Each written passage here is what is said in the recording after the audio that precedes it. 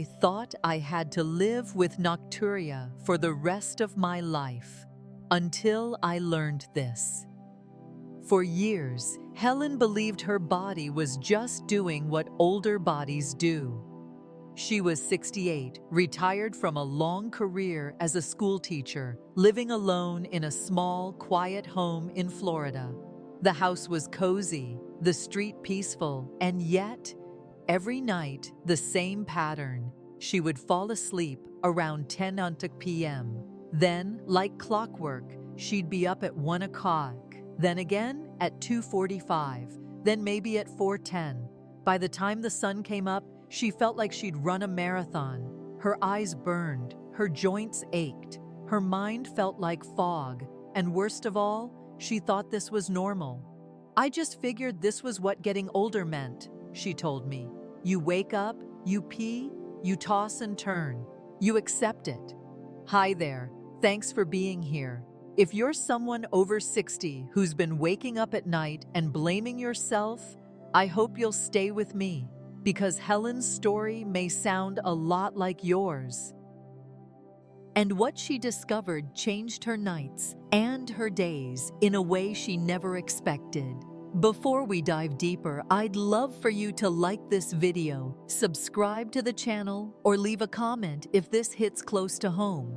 You never know who might feel a little less alone because of your voice. And if you stick with me to the end, I'll show you how 3 simple vegetables, things you may already have in your kitchen, played a bigger role in Helen's sleep than any pill or supplement ever had. But first, back to Helen. She wasn't in pain, not exactly, but she was exhausted in a way that crept up slowly, like a slow leak in a tire. She started forgetting things, where she put her keys, what day it was. She stopped calling her sister as often. She skipped church some Sundays. Life didn't feel broken, just dull, flat, dim. "I thought I was just getting old," she said. But deep down, I wondered, does everyone feel this tired? The turning point came when her niece, a nurse practitioner, came to visit. They were drinking tea in the kitchen when Helen got up for the 4th time in an hour to pee. "You've always had a small bladder?" her niece asked gently. Helen chuckled. "Always. Or maybe it's just shrinking with age." But her niece wasn't laughing. She was thinking. "You ever consider it's not your bladder?" she said. "Sometimes when we wake up at night to urinate, it's not the bladder calling. It's the body struggling to stay balanced." Helen raised an eyebrow. "What do you mean?" "Fluid balance, blood sugar, electrolytes, even what you eat for dinner can affect how your kidneys behave overnight." That sentence landed like a soft jolt. Nobody had ever talked to Helen about her kidneys, or blood sugar, or how vegetables, yes, vegetables, might have something to say about her nightly struggles. It was the first time someone suggested that maybe, just maybe, her body wasn't failing her. Maybe it was trying to send a message. Helen had never thought about dinner as a cause of her sleep problems. She'd tried cutting water after 7 p.m., using the bathroom before bed, even propping her legs up to reduce swelling. Nothing helped. But now her niece, bright-eyed and soft-spoken, was suggesting something radical. "Let's talk about your kidneys," she said. Helen blinked. "My kidneys? They've always been fine." "Exactly," her niece smiled. "And they're probably working harder than they should, especially at night." She pulled out a pad and began sketching something surprisingly simple, a diagram of how the body regulates fluids. "You see," she said, "our kidneys process blood, and if your blood has too much salt, sugar, or fluid at bedtime, your kidneys stay busy all night trying to clean it out." Helen nodded, unsure where this was going. "That means your bladder doesn't wake you up because it's full. It wakes you because your body's still working, still cleaning." Helen frowned. "So it's not about how much I drink?" "Not entirely. It's about what your body's trying to process. She pointed at her sketch. The good news, you can help your body before you sleep by what you eat at dinner. Then she wrote down 3 vegetables. 1. Spinach. It's full of magnesium, she explained. That mineral helps relax your muscles, including the bladder. It also calms the nervous system, which helps with sleep. Helen raised an eyebrow. Spinach like salad? Or lightly steamed with olive oil and garlic? Her niece smiled. Simple, soothing. 2. Zucchini. It's packed with potassium, she continued. That helps balance sodium. When those are in balance, your kidneys don't have to overwork. You won't store excess water, and your bladder won't feel the pressure. Helen scribbled notes. I haven't cooked zucchini in years. Time to bring it back. 3. Cucumber. This one's gentle, her niece said. It's cooling, hydrating in a good way, and slightly anti-inflammatory. It helps soothe the bladder and calm the gut. Helen laughed. So, I need to eat vegetables like I'm 30 again? More like you're finally treating your body like it deserves, her niece replied. That night, Helen changed one thing. No pasta, no bread, just a small plate of sautéed spinach with garlic, roasted zucchini slices with thyme, and a few cucumber sticks with lemon. She felt skeptical brushing her teeth. She expected the usual 1:00 a.m. alarm, but to her surprise, she slept until 3:45, then again until 6:20. That was the first time she'd slept over 4 hours in one stretch, in nearly a decade. It felt like I'd borrowed someone else's body, she told me later. One that wasn't constantly interrupting itself.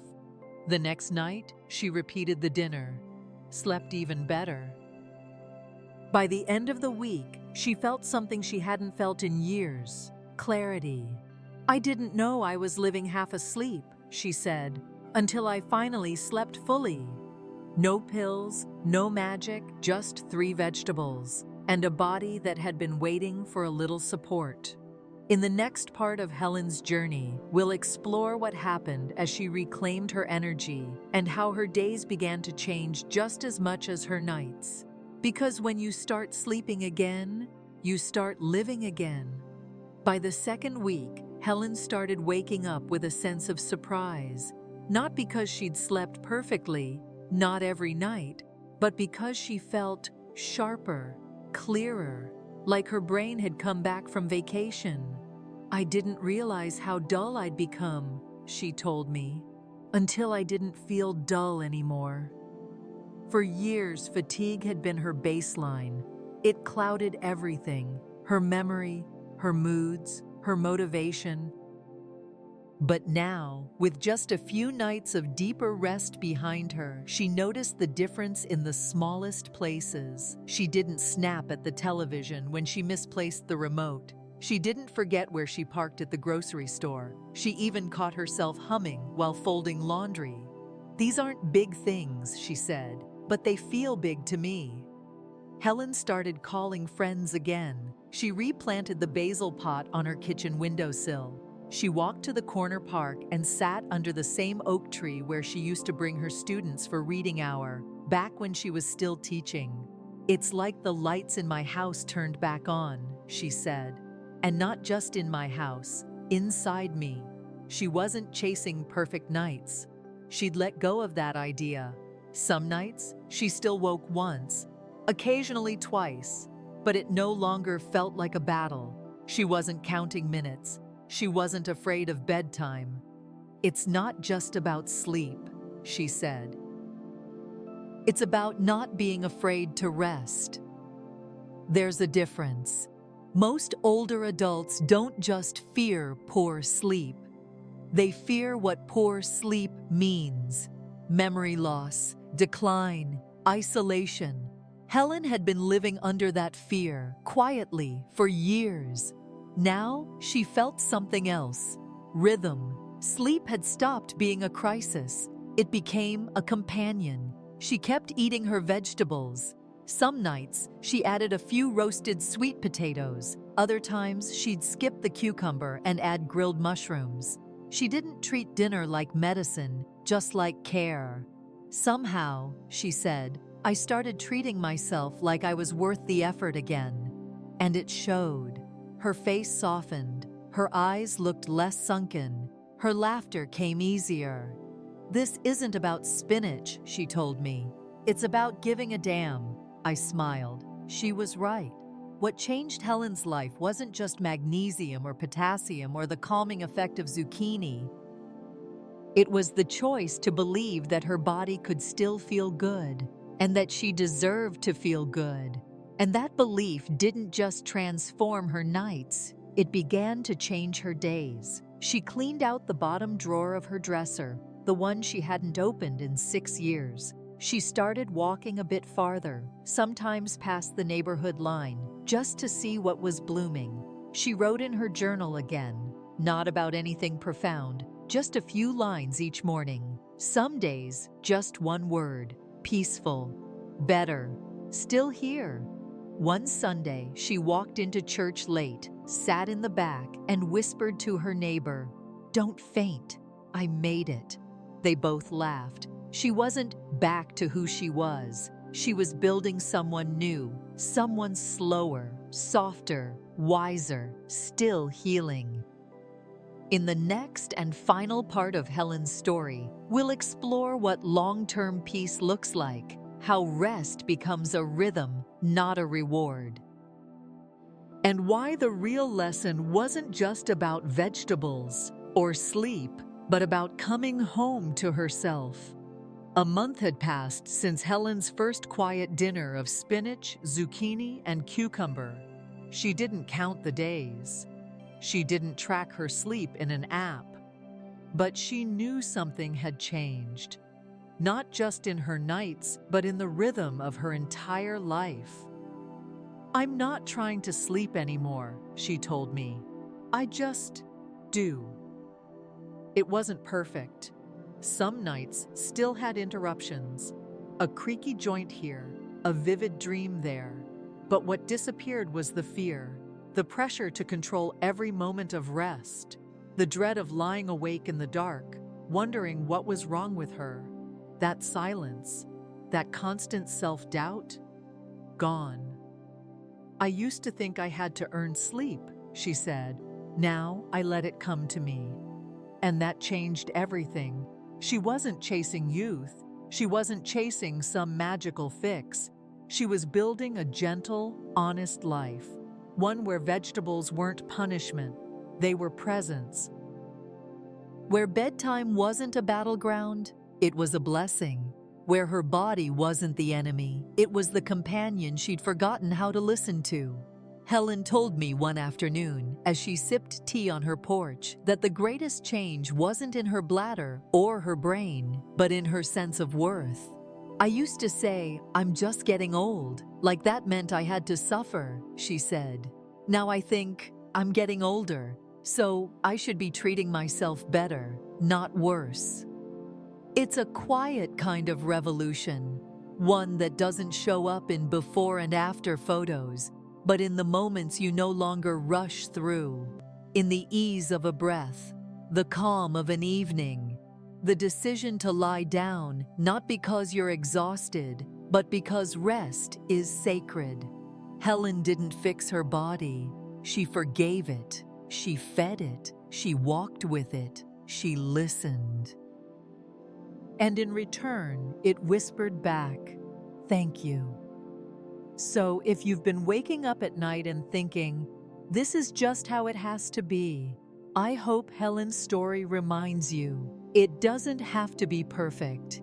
You don't have to be perfect, but you are allowed to care for yourself, to slow down, to eat softer foods, to drink water a little earlier, to step into bed as an act of kindness, not survival.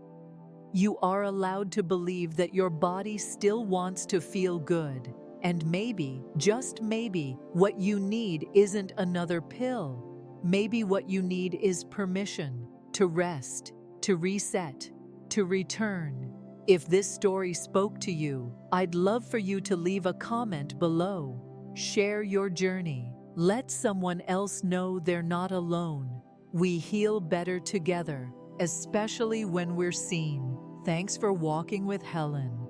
I hope in some small way it brings you a little closer to peace.